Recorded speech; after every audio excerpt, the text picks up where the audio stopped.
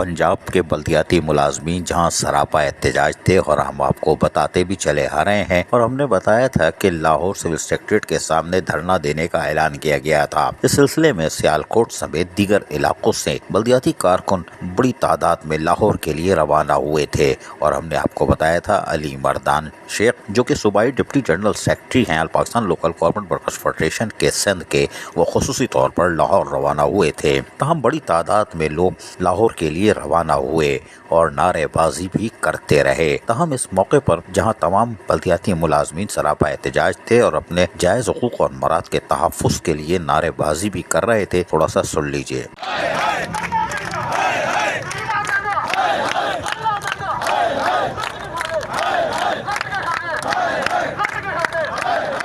हम तमाम जुलूस लाहौर सिविल सेक्रेटरीट के सामने पहुंच गए और पंजाब भर के बल्दियाती मुलाजमीन के 15% और डिस्पेंसरी अलाउंस की अदायगी के एडॉप्शन लेटर के उजरा के लिए धरना में सूबा सिंध की जहां नुमाइंदगी भी शामिल थी, वहीं पर दीगर लोगों ने खिताब किया। वहीं अली मर्दान शेख ने और दीगर ने भी खिताबात किए। हम थोड़ा सा सुनवाते हैं, सुनिए, आवाज़ तेज करने की कोशिश करेंगे। आज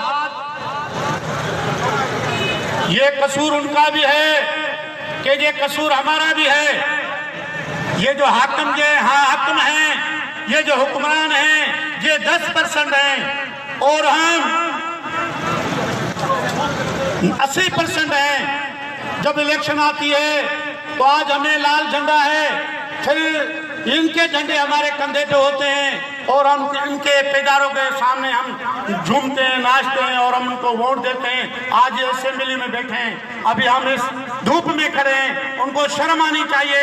तो इनके वोटों से कोई इंजीनियर, कोई डॉक्टर अपने बच्चे लेकर लेन में नहीं खड़ा करता। ये मजदूर, ये गरीब बंदे आपको अपने बच्चे लेकर सुबह 5 बजे इलेक्शन के दिन अपने बच्चे लाइन में खड़े करते हैं, आपको वोट देते हैं और आप असेंबली में जाते हैं तो ये भूल जाते हैं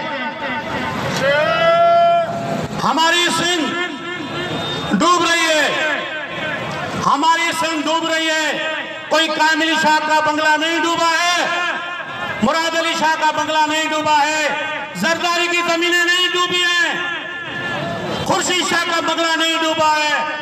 डूबे हैं उन गरीब देहातियों के घर डूबे हैं, उन गरीब देहातियों के मकान डूबे हैं जो बेचारे रोडों पे खड़े हैं। किसी अमीर का कोई भी शामियाना रोड पे नहीं होगा, गरीब बंदे वो बेचारे एक रोटी के निवाले के लिए तरस रहे हैं। पंजाब भर के बल्दियाती मुलाजमीन सरापा एहतजाज हैं और अपने जायज हुकूक और मराद के तहफ़्फ़ुज़ के लिए जद्दोजहद कर रहे हैं। सिंध में भी लतीफ़ा हो गया, इसलिए कि 15% इजाफी का नोटिफिकेशन तो आ गया, लेकिन सिंध हुकूमत और महकमा फाइनेंस ने ताहाल उनको 15% इजाफी नहीं दिया, यानी TMCs और KMCs को, जिसके नतीजे में कराची में भी बल्दियाती मुलाजमीन सरापा एहतजाज हैं और तनख्वाहों की अदायगी मुश्किल हो रही है क्योंकि करप्ट अफसरान माल हड़प कर जाते हैं।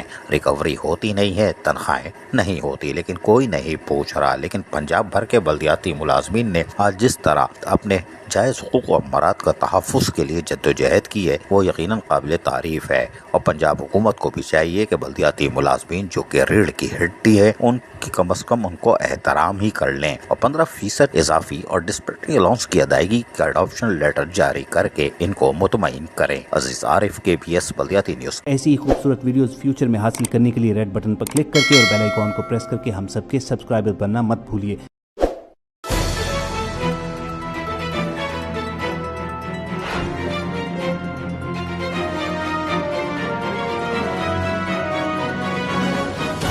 KBS बल्दियाती न्यूज़।